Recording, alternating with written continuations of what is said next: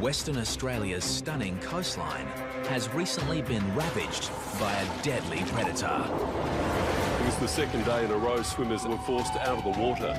The community is under siege, with beaches closed and tourism in tatters.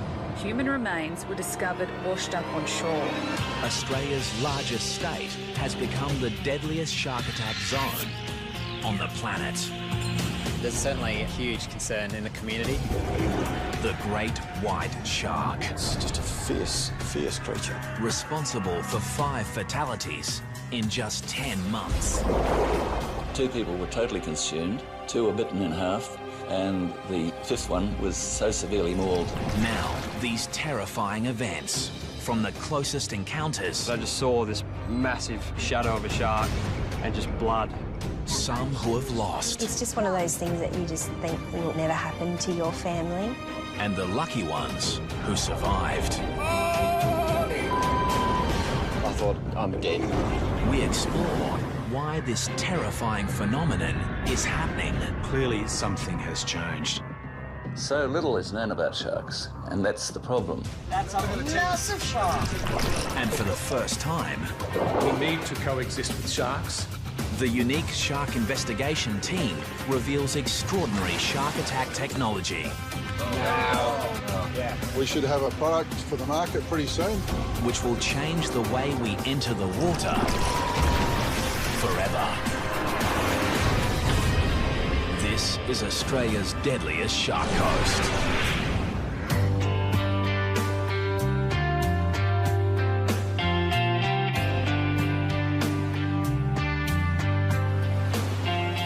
Western Australia's coastline spans over 12,000 kilometres of some of the most beautiful beaches in the world. But recently, they've become the most dangerous. Western Australia had a charm period between 1925, when there was an attack at Cottesloe, and 2000, when Ken Crew was taken at North Cottesloe. That's a period of 75 years in the metropolitan area. But attacks have escalated in recent years. We've had 10 since 2005, and we've had 5 in less than 12 months. This unprecedented spate of fatal shark attacks has triggered a wave of fear amongst the West Australian community. The impact has a profound effect on the lives of many, especially those unlucky enough to witness these horrific events. I'll just pull the car up there and drop it in just there. It's cooking. 22-year-old surfer Matt Holmes travelled 2 hours north from Perth with his mates to a popular surfing location called Wedge Island. Yeah, we were just so excited to run around throwing the ski in as quick as we could to get out there. Together, they'd had years of experience surfing the West Australian coast. But there was nothing that could prepare these 3 young men for what was about to happen. It just looked so safe out in that water.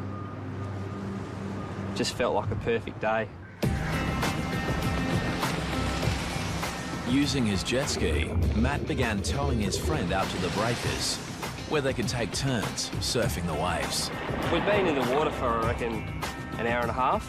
We were just towing up to 2 blokes that were probably 100 metres away, and I signalled to Nathan to turn around. I looked back forward and just saw some guy just get attacked by a shark. Matt watched in horror as the 5-metre great white shark moved through the waves like a torpedo. It sort of hit him, but then drove him into the water. Just water going everywhere. And within 5 to 10 seconds, the thrashing just turned all red. And there was blood. Matt quickly took his friend into shore. The guy's mate was just screaming at me. My mate's out the back. And I just remember holding the jet ski just flat out. I was just flying through the waves. And as I got close to the guy, a set came and I just hit the set flat out and I was just airborne. And when I was airborne, I looked over and I just saw this massive shadow of a shark and just blood. I just wanted to get him out of the water. I was so focused on getting him, I was leaning down off the side and the ski was rolling, and I heard like a thrash of a tail, and I turned behind me and the shark was behind the ski and just followed me around. I felt it nudge the ski and I just thought, oh, I'm going to roll over here. The great white then began to exhibit the behaviour of a top-order predator. And the shark just slowly just followed me around and was just sort of eyeballing me. It was just fending me off the guy. Just the way it was just hugging me off him, I couldn't get any closer. They say they fight humans and let go. This shark was determined. This shark was fending me off the body. This shark wanted him. Despite placing his own life at risk, Matt's efforts were to no avail. As I got closer to him, he just took the rest of him and dove off into the white water. No one on the beach that day could predict the horrific events that unfolded so quickly and that tragically took the life of Ben Linden. He was 24. His body was never recovered. Witnesses say the shark was at least 4 to 5 metres. With one bite, it cut the young victim clean in two. Ben would become the 5th shark attack victim in less than 10 months, and Western Australia would earn the unenviable title as the world's deadliest shark coast. Several beaches were closed yesterday. It was the second day in a row swimmers were forced out of the water. There's no doubt attacks are up. The question is why. As the media-feeding frenzy on shark hysteria gathers momentum, A killer shark is prowling Western Australia's southwest coast. the authorities launch a full-scale shark task force to investigate why this is happening. The government had to respond to a situation of 5 fatalities. That was unusual, and clearly something has changed. I'm of the view, whether it's scientific or anecdotal evidence, that the number of sharks have increased, and that has proved to be a threat. Investigations into all 5 recent shark fatalities reveal just one suspect. The great white shark, recognised as the fiercest predator on the planet. Many believe their protected status over the past 15 years may be to blame. The great white shark's been protected in Australia since 1997 and in Western Australia for the same period. One of the enduring theories is that since their protection, their numbers have exploded. So what is drawing the sharks into the Western Australian coastline? To be honest, it's a really difficult question to answer. I think that there are definitely times of year where sharks are more common off of the WA coast, and there are times of year when they've kind of left the coast and have gone to other regions. Theories include the resurgence in whale and seal populations along the coast, while others believe a decrease in fish stocks has the sharks coming closer into shore looking for food. You know, there always has been sharks, but not like there has been the last few years. They're following the cray boats around while they're pulling pots every day. The sharks, and it'll probably be the same sharks, are following the boats because they're letting go of their old bait, and also it's attracting the smaller fish at feeding on that bait as well, so it's a very easy feed for them. Scientists believe a significant rise in the ocean's temperature may also be bringing sharks closer into the coastline, looking for cooler pockets of water. White sharks are more common in cooler temperate waters, but they do move very large distances out of those typical temperature regimes.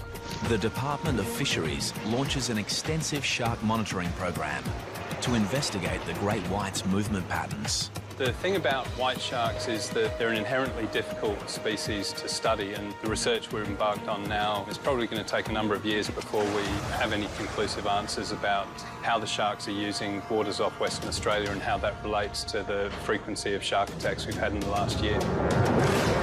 If the scientists were honest, they would give us those 3 little words, which are simply, we don't know. So little is known about sharks, and that's the problem.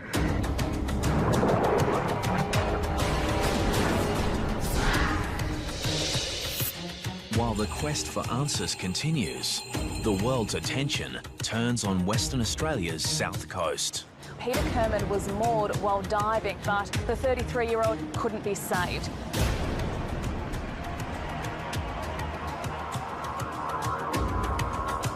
On a windswept beach south of Perth, Sharon Burden weeps alone. This is where her son Kyle was taken by a killer shark.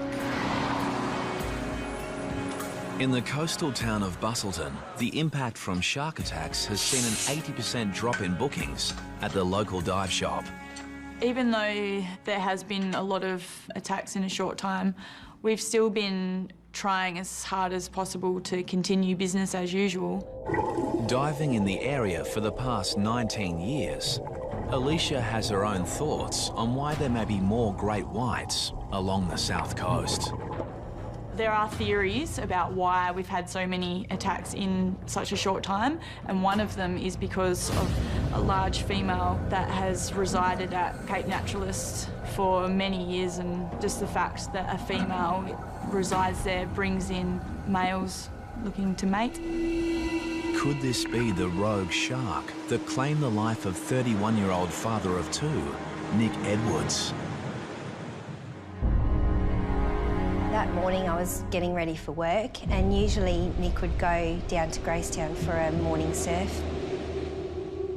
Oh, let's get you ready for Daddy, hey? Nathan was at school and Lucy was waiting for him to get home because he would care for her while I went to work. This morning he didn't come home, so straight away I thought that he was hanging around for that last wave and he was going to be a little bit late. A short distance away in Gracetown, local surfer Rob Alder was watching from his balcony as his mate hit the waves. Rob was supposed to be with Nick, but fate kept him at home. I'd been watching him for about 20 minutes. I left the binoculars to put on my wetsuit. In those few seconds, there was a sudden and vicious attack in the water.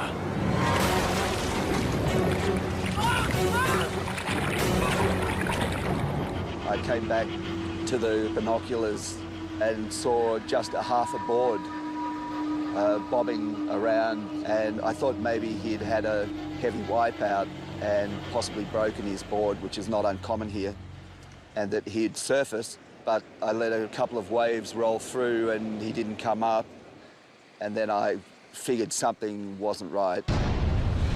And so I jumped on my bike after calling the Sea Rescue. As I was cycling down the path, there was somebody running back up yelling, "Shark, shark." When I arrived down here on the point, my friend Craig was already in the water up to his waist. He started waving at me furiously, so I ran down to where he was. He was handling a person, obviously a surfer.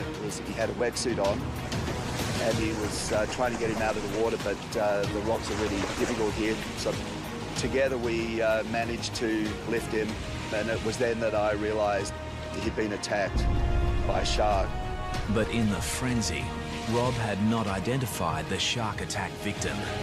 He was about to get the shock of his life.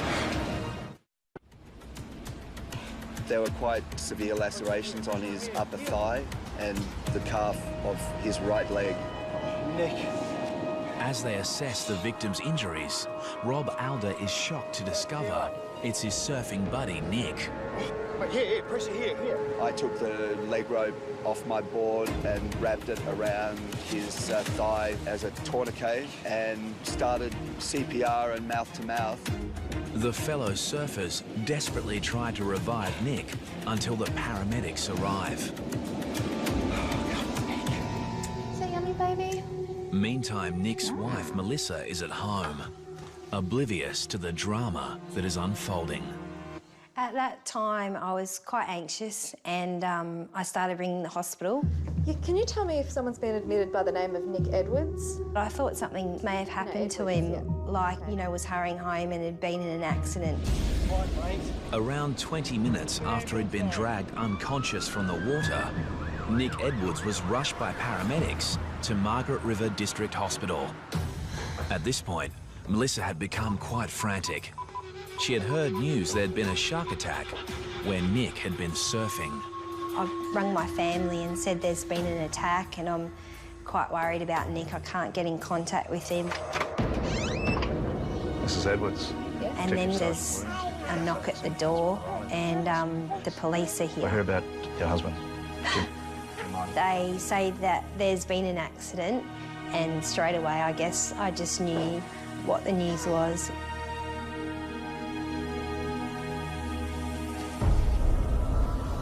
The victim was dragged from the water unconscious. He died on the way to hospital.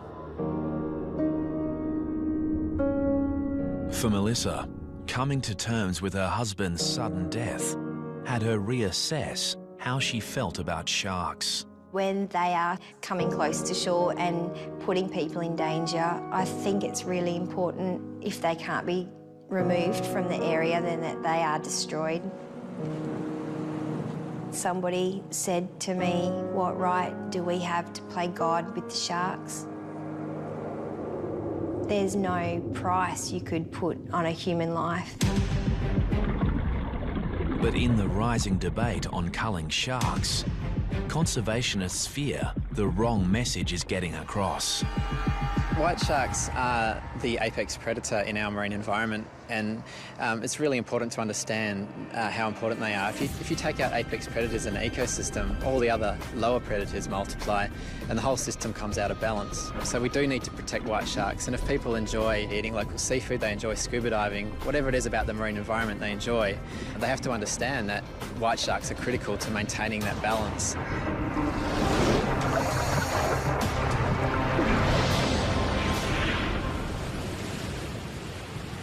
In Perth, daily shark sightings forced the closure of many popular swimming beaches.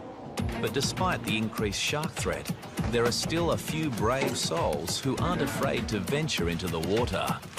I'd like to welcome everyone aboard Blue Destiny. My name's Mark, I'm the skipper. Today, divers are heading to the northern tip of Rottnest Island, a popular tourist island just off the coast of Perth. Do you want to see a shark? Hope so.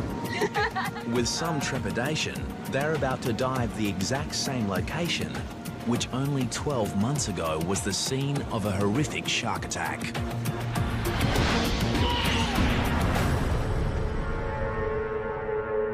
It was late October when 32-year-old American diver Tom Wainwright met his fate. Anybody who's taken by a shark is unlucky, and Tom Wainwright was particularly unlucky. There had never been a shark attack at Rottnest in all the 100 and something years that people have been going there. Sergeant Pete Bayan was on duty that day. He was called to investigate the circumstances surrounding the attack. Tom and his two friends, Alison and Justin, had decided to go diving on the north of Rottnest. They're all qualified divers. But despite being with his two dive buddies, Tom decided to dive solo. It was a fateful decision, as moments after entering the water, Tom was attacked by a 4-metre great white shark.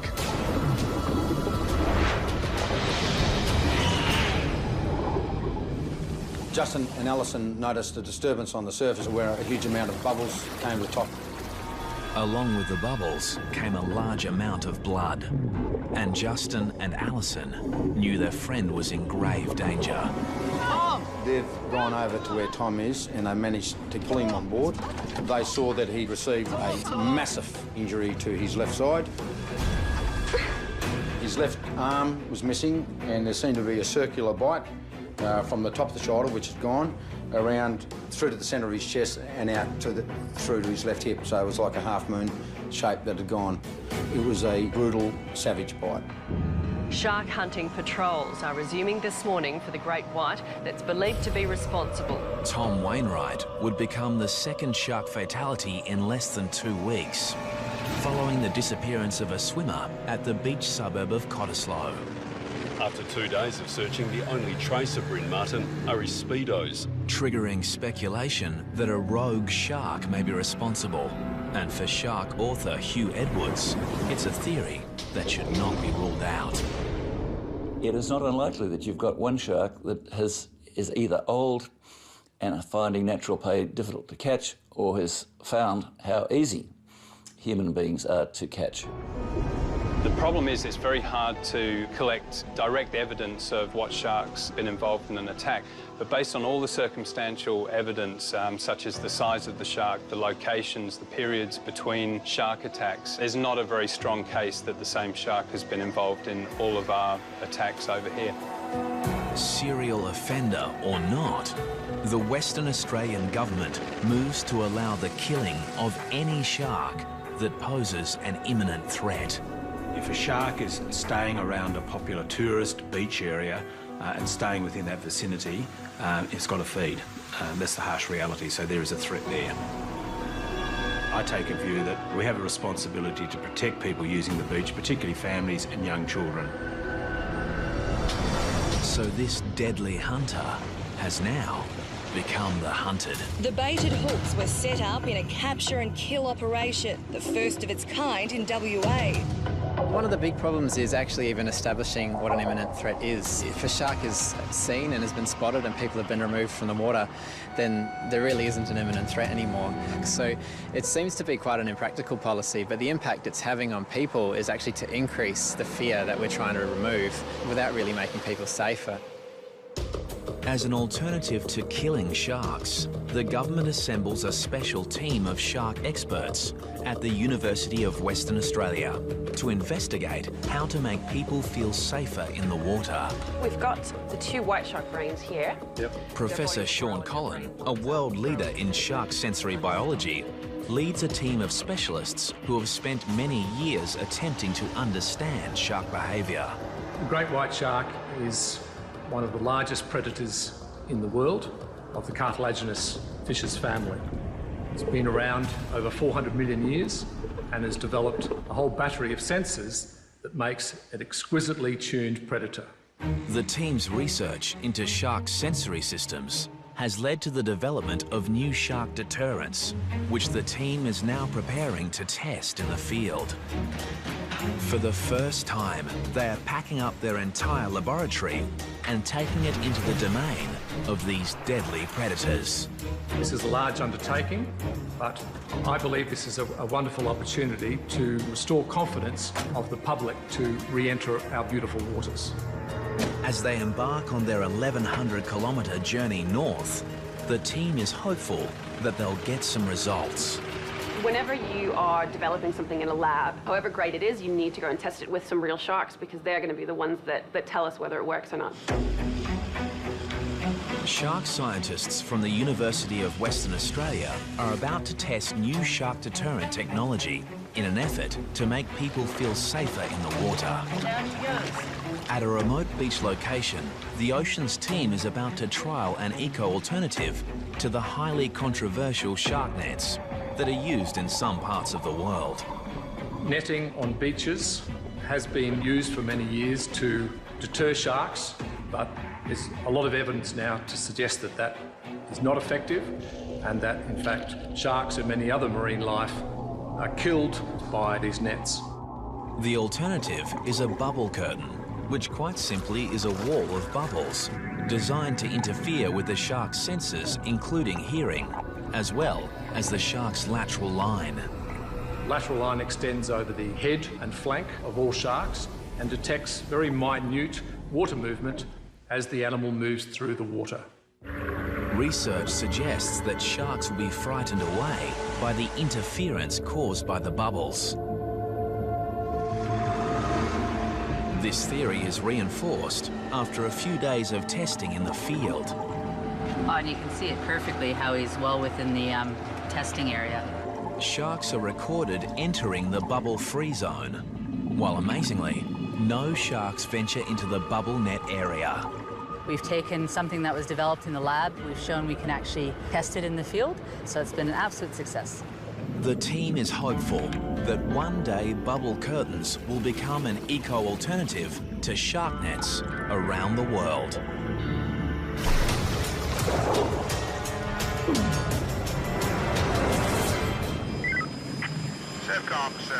Back in Perth, shark patrols are stepped up to combat the increased shark activity. A massive 4-metre white pointer shark, half the length of the water police boat. Where's the nippers? Here, the rescue helicopter spots this deadly predator lurking frighteningly close to a group of children. Hundreds of teenagers were forced out of the water. They were competing in a surf lifesaving carnival when the monster was spotted. Meanwhile, off the WA coast, the Department of Fisheries Shark Monitoring Program uncovers some interesting information. We've monitored 16 sharks off the Perth coast now. All of them have done things very differently while they're here. Some sharks are simply passing through, spend very little time here. Other sharks are here over more extended periods. The monitoring program includes the use of new satellite receivers, enabling shark alerts to be posted on social media sites when tagged sharks swim into populated areas. Stay out until the flags go back up. The siren's just gone. But it's the untagged sharks which pose the biggest threat to beachgoers. And for that, it's up to the surf lifesavers. Surfcom, this is Sorrento Patrol. Volunteer surf lifesaver Bernie Williams knows firsthand how vulnerable we are in the ocean. A group of friends decided we'd like to get a scuba ticket. So that was probably 30 years ago, and I've enjoyed it ever since, till recently. A few years ago, Bernie was with these same friends, diving an ocean reef off the coast of Perth. We're just cruising along the reef. I heard a boat coming quite close to our boat where it had been anchored. So while Brian and Jenny carried on the reef, I went up to the surface, checked, couldn't see a boat near our boat. So I then came back down. I couldn't immediately see my dive buddies, Jenny and Brian. Suddenly alone in the ocean depths, Bernie searches for his friends. And then, out of the blue comes his worst nightmare. A 4-metre great white shark on the attack. I just felt this sudden impact on my side, and I was pushed through the water. I saw a big black eyeball within about 5 centimetres of my face. My arm was in its mouth, and the alarm bells just went off in my head. Miraculously, Bernie managed to free his arm from the massive jaws and was able to make his way to the ocean floor to seek shelter.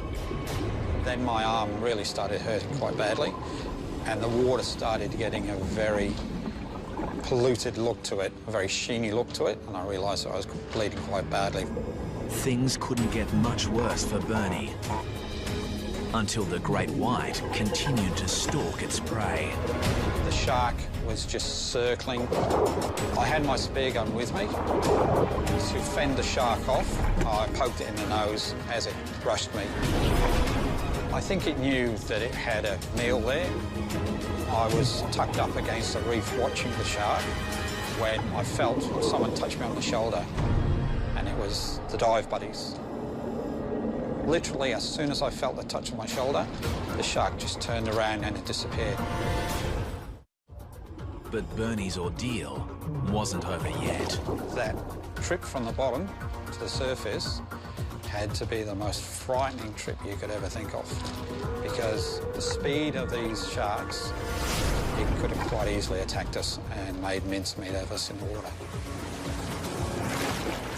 Finally, they reached the surface, and with the help of some nearby fishermen, all 3 divers make it to safety. Bernie realises it was a lucky escape. He attributes his survival to a portable shark repellent device.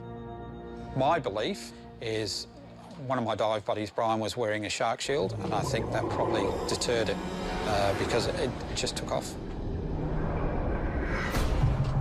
The shark shield works by emitting an electrical current that theoretically deters sharks within a 3-metre radius of the device. Right at the surface. Big one. Right now, the shark shield is being tested by the oceans team off the WA coastline. So we're just attaching the shark shield to the top of the rig here. The scientists have baited and set a number of stereo camera rigs, and all they have to do is wait. Recent testing using the shark shield on great whites showed the device had a clear effect on the animal's behaviour. But it also showed that the shark was not repelled in all situations. Essentially, if a long enough period of time was given, the sharks would eventually still take the bait while the device was active. And so, really, it's still a little inconclusive as to whether this device is really functioning as effectively as it could do. Yeah. And when the scientists review the footage from their own experiment... And he just got us out. On the nose Yeah, you got it on the beak. The results reinforce the theory that the sharks get used to the device over a period of time. Yeah, he's now straight away coming back. Yeah. So really what we need to do is look at ideas and how we can actually change the electric field so that when those sharks come round again, they're not presented with the same original source, it's actually a different field. And so this would then continue to be an effective repellent over a long period of time.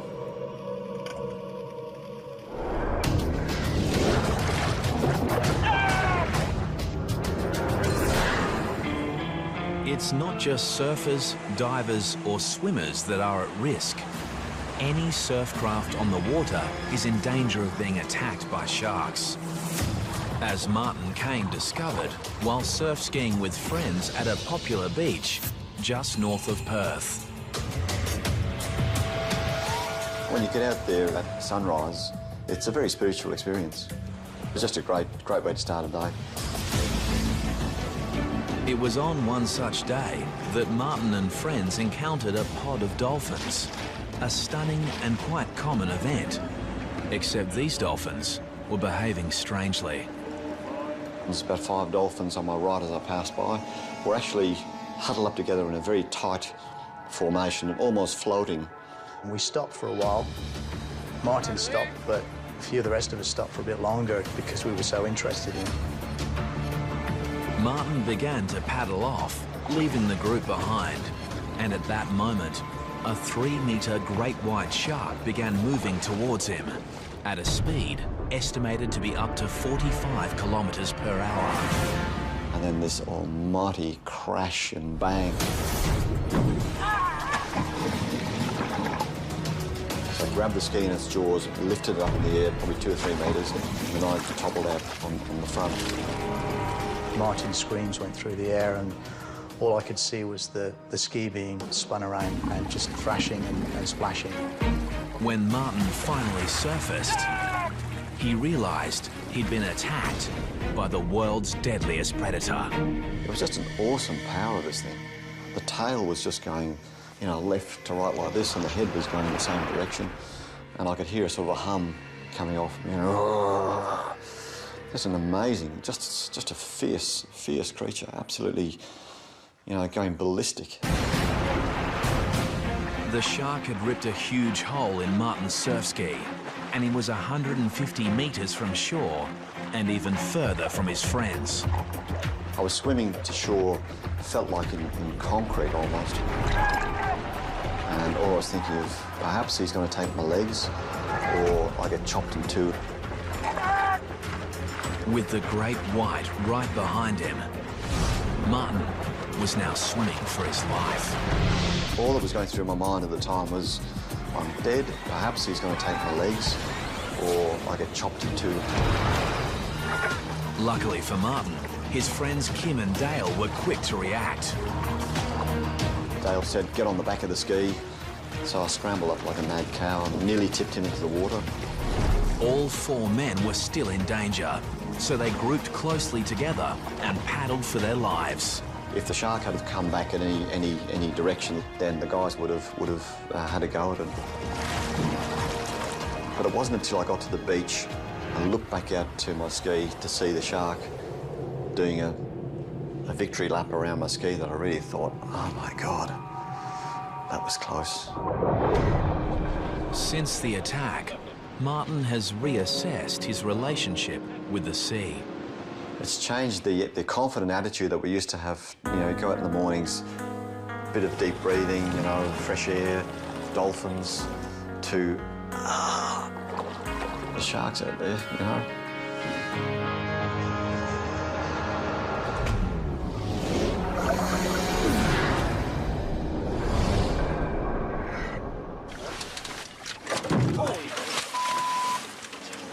just took the motor off. In Western Australia, many of the shark sightings have been caught on video. Weather looks good, no swell. And none more chilling than this footage, taken by freediver Nathan Podmore while on a diving expedition 4.5 hours north of Perth. Hopefully there's a few fish about. When Nathan and his friend Dave enter the water, there are a few fish about, but just not the ones they were expecting. In the water for a couple of minutes, and just next minute just heard Dave just scream my name. There was definitely something in his voice that just said, we're in a bit of strife. And turned around and it's just like, whoa. The two young men are confronted by a 4-metre great white shark. It was unbelievable. Just look, they're like a torpedo underwater. They're absolutely massive. And it came in straight at us both and it sort of just broadsided in front of us. I had a good opportunity to just give it a good whack, sort of as hard as I could whack. I punched it in the side of its face and it didn't like it much. Incredibly, Nathan and Dave were able to scramble aboard their boat. You don't see one of them every day and you don't want to see one of them every day. It's something extraordinary. On this occasion, the boys were lucky to have a spear gun for protection. But in most cases, the only thing between you and a shark is the wetsuit. And off the coast of Western Australia, the ocean scientists believe they've finally found a way to make the wetsuit shark-proof. Dave, so these are some of the wetsuit designs that we've come up with using... After years of research, they're about to test new wetsuit prototypes, which have been designed in conjunction with a leading product developer. The most common question that we get asked when anybody gets a wetsuit is, I don't want to look like a seal, and what colour do sharks like? Well, we think now, based on the science that's been done, the research that's been done so far, we know the answer to that question. The answer comes following the Ocean Institute's compelling study of the evolution of the shark brain. Here, Dr. Kara Yopak compares the brains of a great hammerhead shark and a manta ray with the smallest brain of them all. Believe it or not, that's the brain of the great white shark, which is actually quite small relative to its body size. But what is really impressive about the great white brain are these visual brain regions, which are these two lobes located here. And this is the part of the brain that receives the majority of visual input. So what this tells us is that the great white is actually a very visual predator. And so it's far more likely that using a visual repellent is going to be more effective in this species. This leads to the research team's breakthrough discovery, revealing sharks may actually be colourblind. Once you know what the shark can see, you can then start to design things which will either be very visible to the shark or actually quite cryptic to the shark. With this knowledge, the new prototype wetsuit designs include a camouflage suit for divers, while surfers will adopt a striped base pattern, much like a poisonous sea snake, and shown underneath this surfboard. The strategies are twofold. One is a can't see me strategy, cryptic in the water, and the other one is a can see me but don't eat me strategy. The idea being that even though you're perceived, you're not perceived as a meal. Today, the Oceans team is about to test the camouflage design against the popular black wetsuit. Each test wetsuit will be filled with a mix of fish and tuna oil attached to a stereo camera rig and lowered to the ocean's depths, where hopefully some sharks will take the bait. Just watch the waves, boys. And now, the answer to the biggest question of all. Do the shark-proof wetsuit designs actually work? That used to be our experiment. Because it looks like one of the wetsuits has just become shark food. I think we might have found a shark. Oh my... We've just pulled the treatment out of the water. The black wetsuit has had significant shark attacks, significant damage. Take it down the back, Caroline, have a look at the teeth mark. The black wetsuit appears to have been mauled by a shark. So now the team is anxious to see if the camouflage wetsuit has been attacked, or whether the new design really is shark-proof. We've just pulled out one of our designs as well, and that hasn't suffered any damage at all, so very good early signs. The team retrieves the underwater camera and reviews the footage to find out what actually happened. And there she goes. Okay. She's having a bite. Right. Look at that, she's nearly getting the barrel in her mouth.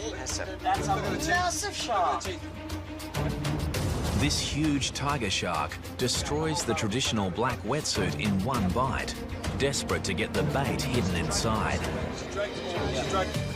And this is the control. Okay. And to reinforce the science, even though this barrel is filled with the same bait, this deadly predator shows little interest in the new camouflaged wetsuit, leaving it completely unscathed. If you compare this with what happened with the control, I mean, while it might be early days, there is no denying this is a significant breakthrough, which may just revolutionise the world's wetsuit market.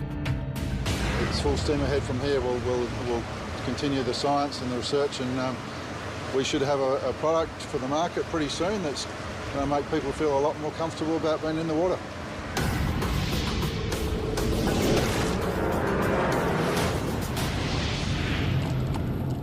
Any encounter with a great white shark is going to leave its mark.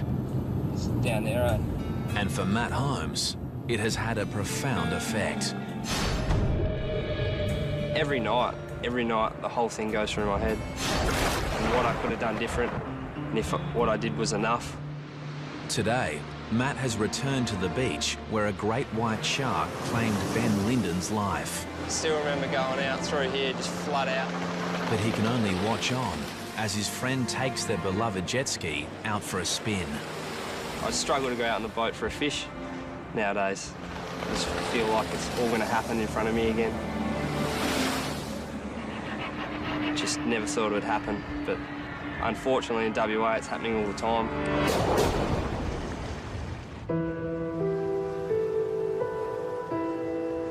Going back to Gracetown is a good feeling for me and the children because that's where we feel closest to Nick. The loss of Melissa's husband, Nick, means her life and the lives of her children will never be the same. Because Lucy's quite young, we go down onto the sand and there's a cross still in the sand, so she decorates it and plays in the sand. And despite a great connection to the ocean, the young family isn't ready to venture back in. And I know Nathan's never going to go in the water again. And the question remains, will it ever be safe to go back into the water? There is no doubt that the shark fatalities and the increased sightings of sharks has affected the behaviour of people. So it's affecting our lifestyle because one of the great things of Western Australia are our beautiful beaches, our long coastline and the enjoyment of that environment.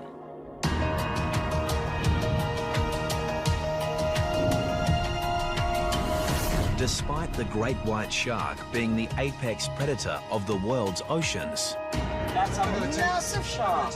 and all the scientific minds and money behind the research, these formidable animals remain an enigma.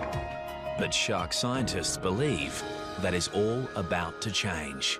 It's my hope that we can very soon understand more about the shark and the environment in which it lives. We need to coexist with sharks. Their presence within our ecosystems is vital. At the moment, the only certain things we can say is that there will be another shark attack. But we don't know when and we don't know where. And there is one more certainty.